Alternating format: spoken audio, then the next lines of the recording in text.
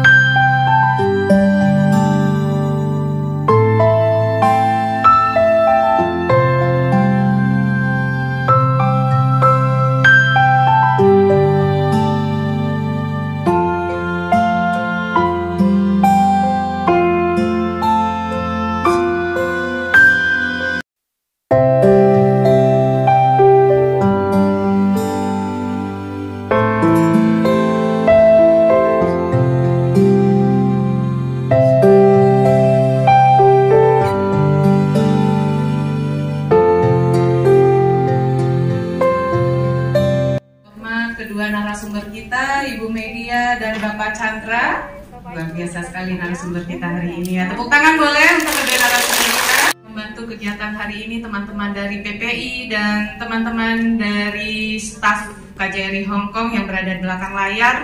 Terima kasih semuanya.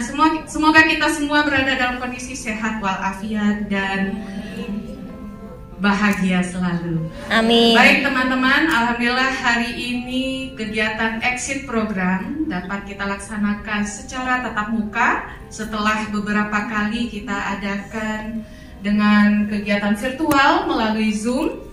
Kondisi COVID yang mulai ada relaksasi di Hong Kong memungkinkan kita untuk melakukan kegiatan secara tatap muka walaupun dengan berbagai pembatasan. Kami ingatkan teman-teman untuk yang berada di dalam ruangan ini bahwa kita tidak diperkenankan untuk makan dan minum. Saya himbau juga teman-teman untuk menyetel handphonenya dalam kondisi silent supaya paparan dari kedua narasumber ini dapat kita simak dengan semaksimal mungkin. Salam kenal semuanya, saya Rike Purnamasari, saya konsul tenaga kerja KJRI Hong Kong. Hari ini kami menghadirkan dua narasumber, ada Ibu Media Putri, beliau adalah trainer English Hong Kong. Nah, untuk teman-teman yang biasa hitung-hitungan soal keuangan, soal pengelolaan penghasilan, berapa harus nabung, berapa boleh ngutang, berapa boleh dari gaji sekian berapa boleh kirim ke Indonesia, pasti sudah familiar dengan Bu Media.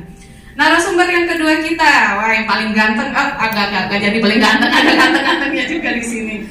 Yang sudah tidak asing juga buat kita, di mana-mana kita lihat namanya. Saya dulu awal-awal datang, ini siapa sih Chandra ini, kok di mana-mana ada Chandra, datang kemana ada Chandra. Nah, sehari ini beliau bergabung bersama kita, ada Bapak Chandra Wahyudi. Baik teman-teman, kedua narasumber ini nanti akan membagi trik-trik bagaimana supaya penghasilan teman-teman yang sini dapat dikelola dengan baik. Mudah-mudahan semua yang hadir di ruangan ini kembali ke tanah air menjadi pengusaha seperti Pak Chandra. Amin. Nah, jadi silakan silahkan disimak dengan baik. Tentunya juga dengan terus memperhatikan protokol kesehatan dengan tetap menggunakan maskernya dengan cara yang baik. Tidak panjang lebar, kita kasih kesempatan untuk Bu Media dulu. Kita undang ke atas panggung Bu Media. Silakan disimak dulu materinya dari Bu Media. Waalaikumsalam warahmatullahi semuanya. Pagi. Terima kasih atas kesempatan yang diberikan oleh KJRI kepada saya dari Enrich untuk memberi sedikit sharing ilmu buat kita semua di sini. Baiklah, saya mulai dengan pakai slide ya, silakan ya Pak ya. Dimana ada pun judul yang memang kita siapkan di sini adalah saya ingin pulang. Nah, ini pasti teman-teman di sini yang sudah bekerja, mungkin ada yang 1 kontrak, 2 kontrak, bahkan mungkin sudah ada lebih dari 5 kontrak ya. Pasti ada keinginan gitu ya, saya ingin pulang. Nah, emosi begitu saja itu nggak cukup. Harus ada perencanaan-perencanaan. Karena kalau kita gagal merencanakan, berarti kita berencana untuk gagal. Ya, sekali lagi kalau kita gagal merencanakan sesuatu, berarti kita berencana untuk gagal. Jadi untuk itu mari sama-sama dalam exit program ini kita merencanakan kepulangan kita. Mau itu tunggu 2 tahun lagi, mau 4 tahun lagi, mau 6 tahun lagi, nggak masalah. Tapi teman-teman harus punya perencanaan. Silakan Pak.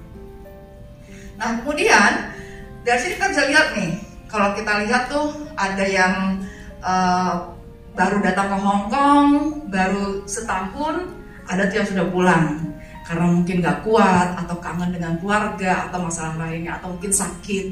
Kemudian ada juga kasus yang sudah lebih dari 10 tahun masih betah di Hong Kong. Nah, kenapa gitu ya? Nah, senang. Banyak faktor ya. Ada masalah faktornya keuangan karena emang merasa belum cukup. Tapi cukup itu sebanyak apa? Kita harus merencanakan. Atau mungkin saya sudah punya aktivitas yang lumayan bagus di sini, Bu. Saya aktif di organisasi, saya bermanfaat untuk orang lain. Boleh-boleh saja. Tapi ingat, Hong Kong bukanlah tempat untuk selamanya. Harus ada rencana untuk pulang akhirnya, ya. Nah, begitu, silakan Pak ya. Kemudian dari sini kita akan bahas topik hal yang pertama yang kita akan bahas adalah merencanakan kepulangan. Seperti saya katakan tadi, kalau kita gagal dalam merencanakan, berarti kita berencana untuk gagal. Yang topik yang kedua yang akan kita bahas adalah menetapkan target. Nah, di sini biasanya kita menggunakan metode SMART. Nanti kita akan jelaskan berikutnya. Yang ketiga adalah topiknya membuat anggaran. Karena teman-teman datang ke sini adalah masalah ekonomi, biasanya pasti 99,99% itu masalah ekonomi ya. Betul. Mungkin datang dari Indonesia sudah punya hutang, atau mungkin anak saya mau sekolah, atau saya sendiri juga pengen sekolah, saya butuh uang maka saya datang ke Hong Kong. Tapi karena tidak membuat anggaran dengan benar, akhirnya setelah 2 tahun, 4 tahun, 6 tahun di sini, boro-boro punya tabungan, malah punya hutang. Nah, kebetulan kami dari Enrich juga memberikan konseling keuangan ya. Itu banyak sekali, udah 10 tahun di sini punya hutang yang cukup banyak. Kenapa? Padahal sebenarnya kalau kita lihat dari segi gaji yang diperoleh, selamat ya, sudah dapat kenaikan gaji ya. Alhamdulillah ya. Sedikit tapi insya Allah itu berkah ya. Jadi di sini teman-teman mumpung bagi yang punya kontrak baru, punya gaji baru, atau dengan gaji lama pun yang saya pikir juga udah cukup gede ya. Apalagi kurs lagi naik-naiknya nih sekarang. Nah, jadi naiknya kurs naik gaji kan. Nah, makanya yuk kita membuat anggaran. Nah, topik yang keempat yang akan kita bahas adalah daftar yang harus kita lakukan. Dan yang terakhir adalah kepulangan mendadak kalau tiba-tiba harus mendadak. Itu akan kita sharing sedikit. Baik, saya masuk ke topik pertama, yaitu merencanakan kepulangan. Nah, dalam merencanakan kepulangan ini ada pertanyaan, kapan saya akan pulang? Ya, seperti saya katakan tadi, kita harus punya dalam hati kita, kapan nih saya akan pulang? Kembali lagi, kalau kita mau pulang 2 tahun lagi nggak masalah, tapi saya sudah harus tahu nih, sudah harus punya pertanyaan dalam diri saya, saya nggak bisa berlama-lama di Hong Kong karena saya punya keluarga, karena masa depan saya adalah di negara saya, gitu ya. Atau kecuali kalau emang mau menikah di sini, gitu ya. Tapi kalau memang pengen berkeluarga di Indonesia, ya saya harus pulang. Dan kemudian pertanyaan yang kedua adalah apa yang sudah saya persiapkan untuk itu? Karena kalau kita tidak mempersiapkan apa-apa, berarti kita merencanakan untuk gagal. Kemudian yang ketiga adalah, nah apa ini yang saya khawatirkan? Ada beberapa hal yang saya khawatirkan. Yang pertama adalah masalah, silakan Pak, keuangan. Yang membuat teman-teman di sini takut untuk merencanakan kepulangan adalah masalah apa? Keuangan. Biaya kepulangan itu pasti, tapi kan biasanya kadang-kadang mungkin ditalangi oleh majikan ya. Tapi yang masalah utama itu adalah masalah gaji Hong Kong yang akan hilang, dan kemudian pendapatan di Indonesia itu berapa ya, gitu loh. Teman-teman di sini bekerja, oke, capek dari Senin sampai Sabtu, liburnya Minggu, tapi kemudian bisa setelah akhir bulan atau awal bulan mendapatkan gaji yang cukup signifikan, ya. 9 juta itu bukanlah jumlah yang kecil kalau kita bawa ke Indonesia, ya. Apalagi teman-teman mungkin pernah bekerja di Indonesia sebelum ke Hong Kong, mungkin gaji mungkin 1 juta, 2 juta itu sudah cukup gede. Nah sekarang punya gaji 9 juta. Nah kalau saya pulang ini akan hilang, gimana dong? Jadi galau lagi dong ya. Makanya nggak pulang gitu ya. Tapi saya harapkan dengan penjabaran saya nanti teman-teman punya optimis ya, mau kapan pulang tapi sudah berencana untuk pulang. Kemudian masalah berikutnya adalah yang saya khawatirkan adalah masalah emosi. Banyak dari teman-teman yang punya ikatan emosional yang baik dengan majikannya. Ya alhamdulillah gitu ya, majikannya baik, kalian baik, akhirnya punya mutualisme, jadi saling membutuhkan sebenarnya. Kemudian juga punya teman-teman dan organisasi. Banyak sekali organisasi-organisasi di sini yang kalau kita lihat tuh subhanallah gitu ya, seperti profesional kalau saya bilang, kalau teman-teman punya organisasi di sini gitu loh, hebat-hebat gitu loh. Nah ini mungkin kegiatan berkumpul, berorganisasi, memimpin, dan bermanfaat untuk orang banyak, itu adalah kepuasan bagi kita. Nah kalau saya pulang, saya akan pulang ke kampung saya, kemudian saya jadi ibu rumah tangga yang pagi-pagi udah ngobrol dengan tetangga. Benar nggak? Nah gimana dong Bu, saya tuh udah di sini tuh saya pagi-pagi kalau hari Minggu itu waduh, saya sudah punya list kegiatan, perencanaan ya. Saya mau ngapain saya sudah jelas. Sekarang kalau saya pulang, saya seperti kok kayaknya mundur gitu loh. Nah kemudian kegalauan yang lain adalah berkumpul kembali dengan keluarga. Apakah nanti setelah saya sudah 10 tahun di sini, apakah saya bisa membina hubungan baik dengan anak saya, dengan suami dan keluarga lainnya. Silakan Pak. Nah kemudian keadaan sosial ya, meninggalkan kehidupan Hong Kong yang kalau saya di sini sudah 22 tahun. Rencana awal saya ke Hong Kong hanya 3 bulan. Rencana awal. Mundur.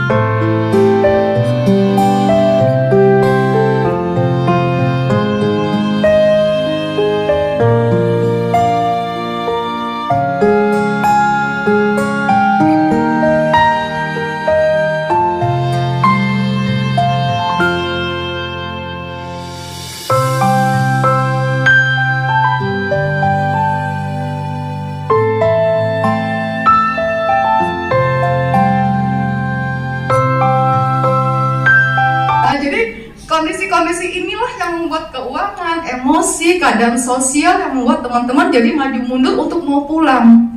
Dan menurut saya itu adalah hal yang manusiawi sekali. Tapi kembali lagi, tempat kalian ini bukan di sini, kecuali kalau sudah berkeluarga di sini gitu. Harus pulang ke keluarga di Indonesia. Oke Pak, silakan Pak. Nah, yang kedua, tadi kan soal perencanaan, yang kedua itu adalah menentukan target. Nah, di sini ada target yang bisa dikendalikan dan ada target yang tidak bisa dikendalikan. Apa saja target yang bisa dikendalikan? Yang pertama yaitu adalah tanggal kepulangan, kita bisa merencanakannya, itu di bawah kontrol kita. Kemudian yang keduanya adalah menambah ilmu dari Pak Chandra yang memang sudah pakarnya lah pebisnis. Tabungan yang harus saya tabung, saya juga di bawah kontrol saya sendiri, karena itu adalah uang dari hasil kerja saya sendiri. Yang terakhir adalah networking. Jadi penting sekali ya. Jadi mungkin teman-teman juga mungkin nanti ada Purna PMI di Indonesia. Nanti kan ada season kedua ya Bu Rike ya. Jadi mungkin itu bisa membuat ada networking adalah hubungan bisnis dengan yang kondisi di Indonesia nantinya. Nah, yang tidak bisa dikendalikan yaitu adalah yang pertama reaksi keluarga. Ada keluarga yang memang, Bu jangan pulang dulu dong, saya baru mau kuliah nih, ada kan gitu ya. Jadi karena tuntutan keluarga. Nah, akhirnya membuat kita juga nggak bisa, karena keluarga berkeinginan seperti itu. Atau misalnya gini, saya masih punya hutang di Indonesia, suami saya masih punya hutang, atau orang tua saya masih punya hutang, saya nggak bisa pulang dulu. Itu bisa. Yang kedua adalah lapangan pekerjaan tadi yang membuat kita nggak tahu apakah kita akan mendapatkan pekerjaan dengan baik nanti di Indonesia, apakah gaji yang saya dapat di sini bisa diimbangi nanti penghasilan saya di Indonesia. Nah, atau malah mungkin justru dengan ilmu yang saya dapat di Hong Kong, dengan modal usaha yang saya dapat di Hong Kong, saya malah bisa menghasilkan penghasilan yang jauh lebih besar dari gaji saya di sini. Kembali lagi kita harus positive thinking ya. Jadi jangan gaji saya udah 9 juta kayaknya nggak mungkin deh gitu. Belum tentu ya. Kalau teman-teman mau berusaha dan punya bisnis, karena juga banyak teman-teman yang berbisnis di Indonesia sukses itu juga banyak gitu lah ya. Karena Indonesia itu sangat luas dan kemungkinan opportunity juga sangat besar sekali. Dan yang kemudian, nah bagaimana kita S-nya spesifik, measurable, achievable, realistic, dan time bound. Itu SMART. Nah, kemudian kita level 1 ya. Spesifik di sini harus jelas tujuan teman-teman itu bahwa saya akan pulang dengan membawa jumlah uang 100 juta. Itu spesifik. Ya teman-teman gak usah bilang gini, saya pengen pulang bawa uang sebanyak-banyaknya. Itu nggak jelas. Apakah 30 juta banyak, apa 100 juta banyak, itu kita nggak tahu. Tapi teman-teman harus tahu, saya akan pulang bawa uang 100 juta minimal. Kemudian measurable di sini bahwa untuk mencapai uang 100 juta ini, karena saya akan pulang 2 tahun lagi misalnya, saya harus bisa menabung 4 juta per bulan. Itu ukurannya, measurable-nya di situ. Jadi kita dengan kita tahu tujuan kita bisa punya langkah nih, berapa yang harus saya tabung setiap bulan untuk mencapai 100 juta. Atau saya sudah punya 30 juta, berarti saya kurang 30 juta lagi. Itu yang saya harus menabung 3 juta saja setiap bulan sudah cukup. Ya, jadi harus dihitung secara detail seperti itu. Yang ketiga adalah achievable-nya, bahwa target 4 juta ini bisa saya capai karena saya sudah membuat alokasi dana saya, alokasi gaji saya. Di Enrich kami mengajarkan metodenya menyisihkan, ya, bukan menyisakan. Jadi artinya begini, begitu teman-teman mendapatkan gaji pada bulan tersebut, ambil 4 juta, sisihkan. Jadi bukan saya belanja, saya kirim dulu ke Indonesia, saya belanja dulu, nanti akhir bulan ya mudah-mudahan dapat 4 juta. Percayalah, akhir bulan habis uangnya. Jadi makanya kita harus di awal harus sudah disisihkan. Artinya kita hidup dengan sisa yang ada.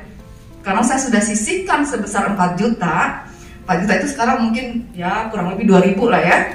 Berarti uang saya yang 3.000 lagi nih, itulah uang yang akan saya kirim mungkin ke Indonesia 1.000, mungkin bayar hutang saya 1.000, kemudian nanti untuk hidup saya di sini 1.000, ya saya alokasikan seperti itu. Tapi saya sudah sisihkan sebesar 4 juta untuk mencapai target yang 100 juta tadi.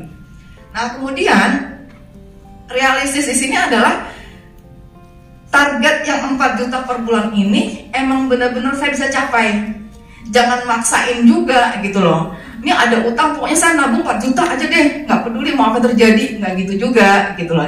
Jadi harus realistis ya. Jadi jangan karena kalau kita nggak realistis, bulan pertama bisa, bulan kedua bisa, bulan ketiga kewalahan, akhirnya frustasi, akhirnya udah deh saya nggak mau nabung lagi ya. Jadi dengan kita realistis dalam cara kita menabung, kita enak bahwa ini saya bisa kok dengan menabung 4 juta ini saya mampu kok gitu. Kalau nggak bisa ya udah, berarti saya cuma nabung 3 juta, berarti tadinya saya rencana 2 tahun mau pulang, mungkin jadinya 3 tahun. Jadi diolah di situ lagi.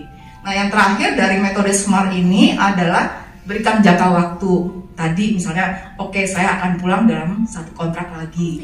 Saya akan pulang 2 kontrak lagi. Saya akan pulang tahun depan. Mungkin setelah kontrak saya selesai. Jadi jelas ya. Metode SMART ini bisa dipakai dalam bentuk apa saja. Nggak mudah keuangan. Dalam target-target hidup kita bisa menggunakan metode SMART ini ya. Nah sekarang kita membuat anggaran nih, yaitu caranya bagaimana? Nah, berapa lama saya bisa hidup tanpa penghasilan? Berarti kan artinya begini, silakan Pak ya. Nah, artinya di sini teman-teman diberikan 2 kondisi. Kondisi yang pertama adalah saya satu-satunya yang bekerja, saya satu-satunya yang sumber pendapat. Kondisi yang kedua adalah saya dan ada anggota keluarga lain, misalnya suami atau orang tua yang bekerja juga dan punya income juga. Nah, dari kondisi ini kita bisa membuat anggaran untuk kepulangan kita. Silakan Pak ya. Nah, kita ambil kasus pertama. Mudah-mudahan nggak pusing ya lihat angka ya. Ini angkanya saya bikin segampang mungkin dimengerti. Kebutuhan di Hong Kong dan di Indonesia dibagi 2. Di Hong Kong pasti dalam bentuk Hong Kong dolar. Di Indonesia dalam bentuk rupiah. Ini ya, ini dalam bentuk rupiah, ini dalam bentuk Hong Kong dolar. Nah, dari situ teman-teman karena pengen pulang, teman-teman lihat nih, saya sudah punya tabungan berapa ya? Dicatat tabungannya, utang saya berapa ya? Ya. Kemudian dari situ saya bisa mengalokasikan biaya pindah saya. Mungkin pengen bikin ada acara syukuran karena pengen pulang, atau mungkin harus beli tiket pesawat, harus ongkos taksinya. Kalau dari airport, mungkin airportnya dari Juanda ke Malang, atau dari Juanda ke tempat lain, atau dari Jakarta ke Cirebon ya. Kemudian dari situ, dari uang tabungan dikurangin hutang, dikurangin biaya pindahan, dapatlah sisa tabungan saya tinggal 3.000. Ngerti ya? Nah dari situ saya kurs ke rupiah. Kemudian kondisi keuangan saya di Indonesia, saya punya tabungan di Indonesia berapa? Oh ada 60 juta. Tapi saya punya utang tuh 5 juta, atau mungkin suami saya punya utang, atau mungkin orang tua saya punya utang yang harus nanti saya akan lunasi dalam jangka waktu tertentu. Nah dari sini akhirnya dapatlah total tabungan musibah keuangan. Kenapa? Dari banyak konseling yang saya berikan, kebanyakan, kok kamu punya utang sih? Iya Bu, tiba-tiba orang tua saya sakit. Iya Bu, orang tua saya bilang rumah saya bocor. Iya Bu, suami minta beliin motor. Sehingga apa? Sehingga saya ngutang. Akhirnya hutang yang nggak mampu dibayar, akhirnya jadinya kelilit hutang. Nah, dana darurat digunakan adalah untuk biaya emergensi kalau tiba-tiba terjadi musibah. Jadi nggak boleh dipakai. Ya, karena kalau tiba-tiba ada musibah, teman-teman nggak perlu berhutang. Nah, berapa besarnya adalah tergantung. Ada yang misalnya sampai 6 kali dalam kebutuhan kita sebulan. Misalnya dalam di sini saya alokasikan 2,5 juta kali 6 berarti 15 juta. Berarti teman-teman mengalokasikan 6 bulan. Kalau misalnya saya mau setahun Bu, ya udah tinggal dikali 2 jadi 30 juta. Nah, kemudian dari total tabungan tadi, teman-teman pengen usaha kan? Biasanya kan gitu ya, pulang tuh pengen usaha. Nah, tapi sebelumnya ingat, harus dulu punya ilmu dulu ya di Hong Kong sebelum usaha ke Indonesia. Jadi pelajari, kebetulan kita di NDES juga punya kelas namanya membangun usaha sendiri. Nah, dari situ teman-teman bisa lihat, oh oke, dana yang saya alokasikan 15 juta, berarti tabungan saya setelah saya kurangin dengan dana darurat dan dana usaha, tinggal 30 juta. Ngerti ya? Setelah saya makin dikit ya uang saya gitu ya. Nah, kemudian di sini nih ininya. Begitu teman-teman tahu kebutuhan per bulan saya 2,5 juta, artinya kalau saya satu-satunya yang bekerja, uang tabungan saya yang 30 juta itu kalau saya bagi 2,5 juta setiap bulan untuk kebutuhan hidup saya, artinya tabungan saya cukup untuk 12 bulan ke depan. Setelah itu uang saya habis. Artinya apa? Kemungkinan ada dua. Bisnis saya jalan atau saya balik ke Hongkong. Jangan ya. Ya. Kebetulan Bu Rika kalau misalnya kita ada welcoming session ya, 70-80% yang hadir adalah ex Hongkong, Singapura, ya, Taiwan, gitu. Oke, silakan Pak. Itu kasus pertama.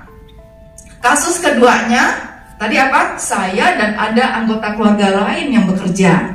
Artinya apa? Artinya dengan penjabaran yang sama, saya punya uang 30 juta, sisa tabungan saya, kemudian kebutuhan per bulan saya adalah 2,5 juta. Tapi karena ada sumber pendapatan lain dari keluarga saya, sehingga yang kebetulan 2 juta, sehingga setiap bulan hanya butuh uang 500.000 untuk menutupi kekurangan pengeluaran setiap bulannya. Artinya apa? Artinya uang tabungan saya 30 juta itu bisa saya gunakan untuk menghidupi selama 60 bulan.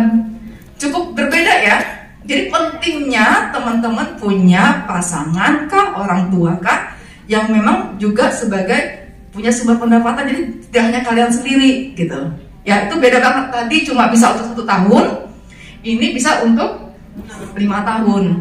Ya, ngerti ya? Ya. Oke, sekarang Pak. Nah, langkah berikutnya apalah daftar yang harus saya lakukan. Yang pertama, sebelum pulang hitung aset dan tabungan saya. Kadang-kadang gini, ada teman-teman tuh yang punya tanah banyak, punya aset tanah itu bagus, tapi kalau semua uang tabungan ditaruh di tanah, pas kita butuh jualnya kadang ada yang sebulan laku, ada yang 5 tahun gak laku-laku. Jadi makanya dalam kita berinvestasi dikenal jangan taruh telur dalam satu keranjang, ya. Jadi kalau teman-teman mau taruh telur tuh, ya mungkin kalau telur yang sini pecah, yang ini nggak pecah. Jadi mungkin sebagian mungkin ditaruh di deposito, sebagian dibeliin tanah, atau sebagian mungkin diinvestasiin di emas, ya. Atau mungkin sekarang ini pemerintah sedang menggalakkan namanya ada ORI, obligasi, ya. Itu juga. Dan jangan menabung terlalu banyak di tabungan, karena tabungan itu hanya memberikan keuntungan sangat kecil sehingga melebihi di bawah inflasi. Artinya apa? Teman-teman nanti dalam waktu sekian tahun uangnya sudah tidak berharga sesuai dengan yang pertama lagi karena sudah ada kenaikan-kenaikan harga. Jadi sebaiknya diinvestasikan. Tapi juga jangan greedy. Greedy itu artinya gini, rakus. Akhirnya terlibat dengan investasi bodong. Jadi harus bijak ya. Kalau kita punya resiko yang tinggi, ya, pengen punya penghasilan yang banyak, pasti resikonya tinggi. Jadi makanya kalau jantungnya nggak siap, kalau keuangannya nggak siap, jangan terlalu muluk-muluk dalam berinvestasi. Yang gampang-gampang aja gitu ya. Oke. Nah kemudian yang kedua, hutang. Hutang, kalau kalian punya hutang di Hongkong, jangan kabur, hadapin. Kenapa? Karena mereka bisa kejar sampai ke Indonesia, ya. Meskipun sebenarnya nggak sah-sah gitu ya, tapi nggak ini, tapi mereka bisa memberikan dampak kepada kehidupan kita di Indonesia nantinya. Jadi harus hati-hati. Berikutnya adalah yang kita lakukan adalah merencanakan penghasilan di Indonesia. Kemudian yang berikutnya bicarakan dengan keluarga, suami, orang tua dan lain sebagainya. Dan yang terakhir adalah putuskan kapan akan pulang. Nah, hal yang 4 ini tadi sudah dibahas dari awal. Kalau kalian punya hari libur yang belum didapat, bisa diganti uang ya Bu Rika ya. Nah, kemudian yang kedua adalah minta surat tertulis dari majikan tentang terminasi dan pembayaran gaji terakhir. Jadi harus jelas ya, jadi jangan kabur gitu aja. Kemudian yang ketiga, bayar hutang. Jadi makanya kembali lagi harus hati-hati dalam hutang. Jadi jangan, nah dalam hutang ini kalau kita di MRIS mengajarkan maksimal berapa sih cicilan hutang yang boleh saya habiskan dari gaji saya adalah 30%. Artinya kalau gaji teman-teman itu 4.600, maksimal cicilan hutang per bulan adalah 1.500. Kenapa? Karena bisa saja meskipun pembayaran hutang teman-teman itu jadwalnya sesuai, tapi tiba-tiba musibah, nenek meninggal, diterminasi, kalian masih punya waktu untuk bisa membayar hutang yang masih ada meskipun sudah tidak bekerja menunggu visa atau menunggu gaji pertama dari majikan baru ya. Nah kemudian hal berikutnya adalah siapkan paspor, dan yang terakhir beli tiket pesawat. Itulah dalam perencanaan kita kalau kita pulang mendadak. Slide berikutnya Pak, tutup rekening bank di Hong Kong kalau punya rekening bank di Hong Kong. Baiklah, itu sedikit penjabaran dari saya. Saya berharap teman-teman yang memang berencana untuk pulang, selamat merencanakan kepulangan. Terima kasih. Assalamualaikum warahmatullahi wabarakatuh. Luar biasa sekali. Terima kasih. Merupakan kebanggaan juga bagi saya. Terima kasih Bu.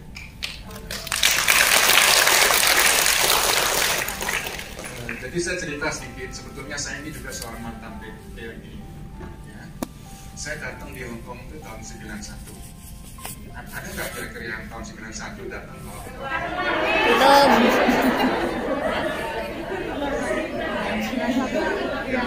Ini belum lahir ya. Oke, nggak apa-apa. Yang paling penting kita berteman kan. Oke, saya datang melalui agen PJDKI yang namanya Surya Pacific. Ada nggak di sini agennya Surya Pacific? Oke, SPC, Malang SPC. Dan agen saya di Hong Kong itu namanya Lian, Pak Ferry. Jadi saya di Hong Kong itu kejadiannya saya datang tahun 91. Ya saya yakin semua punya pengalaman yang sama. Ketika datang di satu tempat yang serba asing bagi kita orang, pasti kan kita merasa aneh gitu ya, merasa wah kok kayak begini situasinya gitu ya.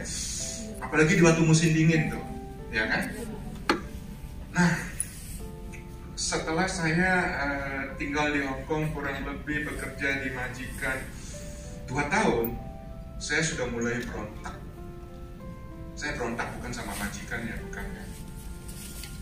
Saya menolak hidup miskin. Ya, saya menolak. Bahkan saya benci dengan kemiskinan. Karena hidup saya benar-benar didayana pada saat itu. Saya harus tidur di kamar kecil. Kamar kecil itu pun 2 orang. Ya, itu pun 2 orang. Makan makanan yang harus sisa-sisa dari majikan. Ya, jadi saya mengalami titik yang paling rendah pada saat itu. Semiskin-miskinnya saya di Indonesia, saya belum pernah merasa semiskin kayak di Hong Kong. Ya, jadi saya pernah hidup miskin, saya pernah hidup menderita, saya pernah dihina-hina orang, kemudian saya pernah diremeh-remehkan orang. Saya membenci diri saya kecewa dengan hidup saya marah sama diri saya. Dulu saya nakal kan, saya tuh nakal. Saya kalau benci sama diri saya waktu itu, saya mabuk, saya minum, saya narkoba, jadi hidup sembarangan. Itu yang membuat saya gagal. Ya. Kegagalan saya itu bukan setahun 2 tahun. Saya mengalami kegagalan itu 15 tahun. Gagal jadi orang gagal, gitu loh. Kenapa saya harus cerita ini di sini kehidupan saya? Karena menyangkut apa yang saya mau jalani di dalam misi HJB di sini sekarang ini. Gitu. Saya menjadi satu misi tanpa saya sengaja. Ketika COVID datang, saya sudah mulai merasa pekerjaan saya ini udah finish, lockdown, ya. Hongkong tutup pintu. Yang tadinya saya dulu berpergian terus ke luar negeri, ya, tiba-tiba lockdown, saya nggak bisa kemana-mana lagi. Wah, saya anggap pekerjaan saya ini udah selesai. Ya, udah selesai, saya nggak bisa berbuat apa-apa lagi. Seiring dengan perkembangan zaman, apa yang saya lakukan di dalam pekerjaan saya juga sudah berubah, gitu loh. Pengalaman hidup saya kan dengan kehidupan sekarang kan sudah nggak sama. Seperti yang saya katakan tadi itu, saya datang di Hongkong tahun 91, teman-teman belum lahir.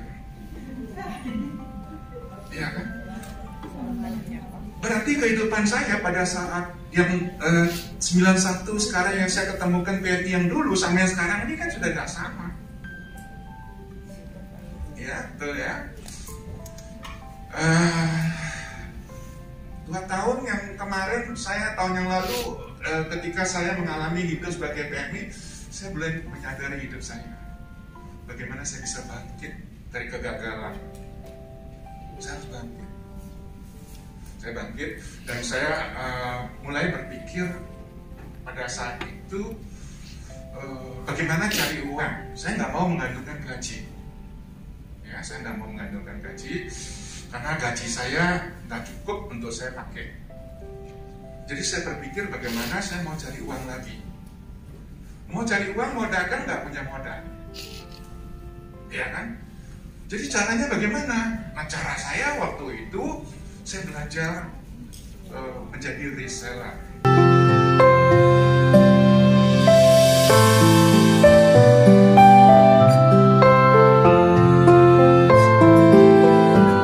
Kebetulan libur pada saat itu ya. Kalau zaman dulu, kalau kita ketemu sama orang Indonesia, sesama orang Indonesia, wah kita pakai bahasa Indonesia itu rasanya udah seneng sekali ya. Iya. Enak ya bisa ketemu sama tetangga gitu. Kalau sekarang, bodo amat. Semua cuek.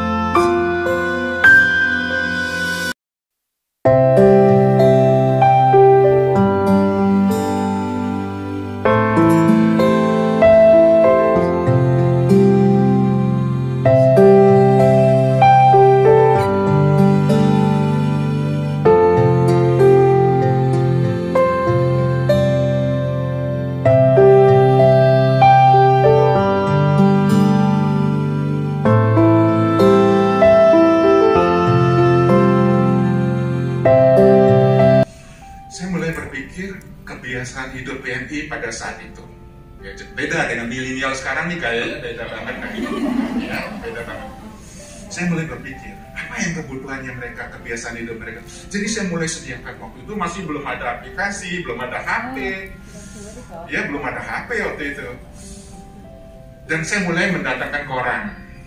Ya, koran Nyata, koran Nova, waktu itu. Sekarang udah hilang, semua pekerjaan itu sudah nggak ada lagi. Karena kalian tuh pasti butuh, gitu loh. Nah, saya mulai mendatangkan Walkman, saya mulai mendatangkan kaset, semua, kamera, kamus, buku-buku Islam tuh semua saya datangkan, sampai lengkap, komik semua sampai lengkap, semua apa kebutuhan dari jamu, dari kosmetik, ya.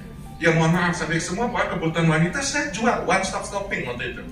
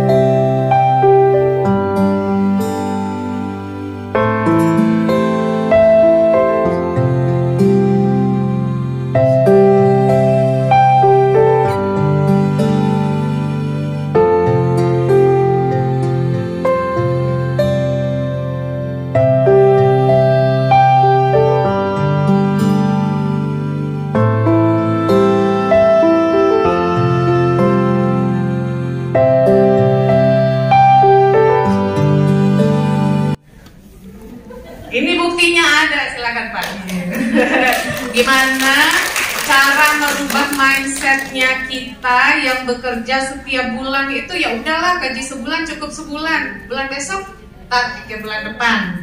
Nah itu gimana caranya Pak? Silakan Pak Chandra. Mas Andi ini kebetulan saya kenal.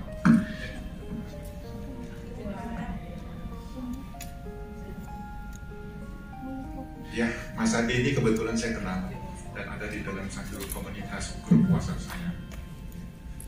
Dia ini seorang insinyur, tetangga ya, seorang insinyur.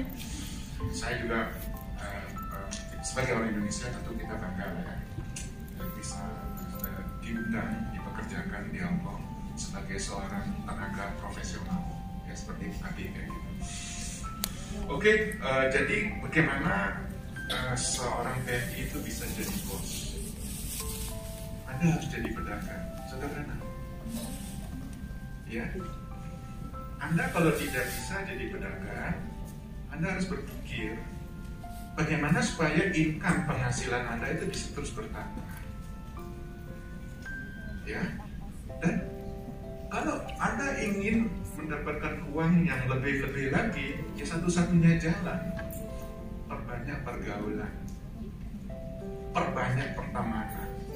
Ini yang saya sering ngomong di grup WhatsApp saya. Harus itu. Karena apa? Kita belajar.